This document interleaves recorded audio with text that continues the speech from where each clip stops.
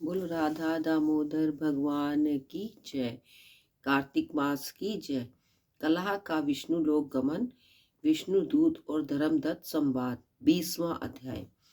धर्मदत्त बोला, तीर्थ दान व्रत आदि करने से पाप दूर हो जाते हैं, परंतु तू प्रेत योनि में है, इसलिए तुझे अधिकार नहीं है। तेरी इस गलानी में देह को देखकर मेरा मन दुखी है। तेरा दुख से उद्धार किए बिना मेरा मन प्रसन्न नहीं होगा।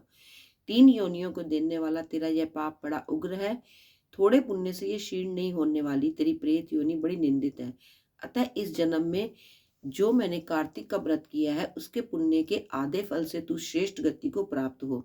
यज्ञ, दान और तीर्थ ये कार्तिक के व्रत के बराबर नहीं हो सकते। नारद जी बोले, हे राजन, यह कहकर धर्मदत्त ने द्वादर अक्षर मंत्र को सुनाकर तुलसी मिला हुआ जल उसके ऊपर छिड़का। जल का स्पर्श होते हुए तुरंत प्रेत योनि से छूट गई और जलती हुई अग्नि के समान दिव्य रूप धारण कर लक्ष्मी के समान सुंदर हो गई। तब वह ब्राह्मण को प्रणाम कर दोनों हाथ जोड़कर हर्षित वाणी से बोली, हे द्विज श्रेष्ठ, आपकी कृपा से मैं नरक से छूटी। पापों में डूबी हुई मुझको आप नौका बनकर आए हैं। नारद जी बोले, तब कला ने विष्णु के रूप को धारण करने वाले देवताओं से युक्त एक प्रकाशमय विमान को अपनी ओर आते देखा। पुण्यशील और सुशील नामक विष्णु के द्वारपालों ने कला को उस श्रेष्ठ विमान पर बिठाया। तब धर्मदत्त ने विमान को आश्चर्यपूर्वक देखा और विष्णु रूपी उन गणों को देखकर दंडवत प्रणाम किया। उन द्वारपालों ने उस ब्राह्मण को उठाकर उसकी प्रशंसा करके धर्मयुक्त वचन कहे। गण बोले, हे ब्राह्मण, तुम बहुत अच्छे हो, तुमको बार बार धन्य है। तुम विष्णु की भक्ति में सदा लगा रहते हो, दीनों पर कृपा करते हो, धर्मज्ञ हो, विष्णु के भक्त हो। तुमने बचपन से लेकर जो कार्तिक व्रत किया था, उसका आधा फल देने से कला के पूर्व जन्म के सब पाप नष्ट हो गए हैं। तुम्हारे स्नान के फल देने से इसके 100 जन्मों के पाप मिटे और हरि का जागरण आदि करने से इसे विमान मिला। अब नाना प्रकार के भोगों को भोगने के लिए बैकुंठ को जा रही है।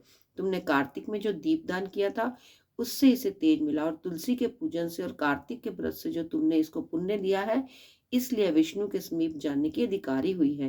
हे कृपा निधे, तुम भी इस जन्म के अंत में स्त्रियों सहित बैकुंठ को जाओगे और विष्णु के बैकुंठ में भगवान की स्वरूपीय मुक्ति को पाओगे। इस लोक में वह धन्य है, कृतकृत्य है और उन्हीं का जन्म सफल है। जो मनुष्य भक्तिपूर्ण भगवान की आराधना तुम्हारी तरह करते हैं, उनको कोई वस्तु दुर्लभ नहीं है। उत्तानपाद के पुत्र ध्रुव को जिन्होंने निश्चल पद का स्थान दिया, जिनका नाम लेने से मनुष्य उत्तम गति को प्राप्त होते हैं, जिनके नाम से ग्रह द्वारा पकड़ा हुआ हाथी मुक्त होकर भगवान के समीप गया, तुमने भी विष्णु भगवान का जो आराधन किया, उसके प्रभाव से कई हजार वर्ष तक दोनों स्त्रियां समेत संसार में सुख भोगकर भगवान के समीप निवास करोगे। फिर पुण्य क्षीण होने पर पृथ्वी पर आओगे और सूर्यवंश में प्रसिद्ध राजा दशरथ होगे और ये दोनों स्त्रियां भी तुम्हारे साथ रहेंगी। और तीसरी यह कला आधे पुण्य की अधिकारिणी भी तुम्हारी स्त्री रहेगी और उस जन्म में भी विष्णु भगवान आपके समीप रहेंगे, अर्थात तुम्हारे पुत्र होकर देवताओं का कार्य करेंगे। तुम्हारे इस कार्तिक व्रत से बढ़कर यज्ञ, दान, तीर्थ आदि कोई नहीं है। हे विपेंद्र, तुम धन्य हो जो तुमने विष्णु भगवान को प्रसन्न करने वाला यह व्रत किया। इस व्रत के आधे फल का पुण्य मिलने से कला हमारे साथ विष्णु लोक को जा रही है।